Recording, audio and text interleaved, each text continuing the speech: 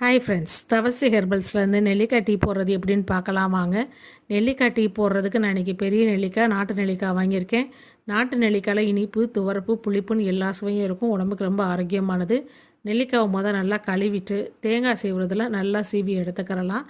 நல்லா பெரிய கண்ணில் இருக்கிறத பார்த்து சீவிக்கோங்க. சீவுனதை வெயிலில் 4லேருந்து 5 நாள் நல்லா காய வச்சு எடுத்துக்கோங்க.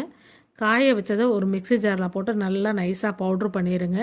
இப்போ இந்த பொடியை வச்சு டீ போடுறது எப்படின்னு பார்க்கலாம் வாங்க. டீ போடுறதுக்கு ஒரு பாத்திரத்தை அடுப்பில் வச்சு 200 ml தண்ணி ஊற்றிருக்கேன்.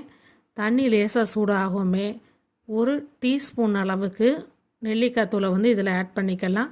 அடுப்பை ஓரளவு மீடியம் ஃப்ளேம்லேயே வச்சுக்கோங்க. இது நல்லா கொதிக்கட்டும்.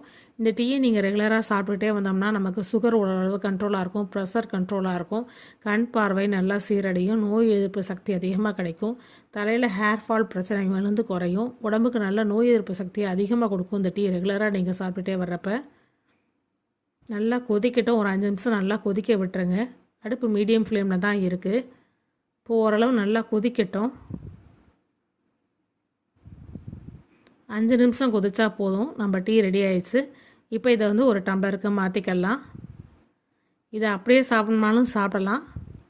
இதை இன்னும் கொஞ்சம் மதிப்பு கூட்டுறதுக்கு நான் இன்றைக்கி இதோட 1 ஸ்பூன் தேனை சேர்த்துக்கிறேன். தேனை சேர்த்து குடிக்கிறப்ப இந்த தேநீர் ரொம்ப சூப்பராக இருக்கும், நல்லா டேஸ்டியாகவும் இருக்கும்.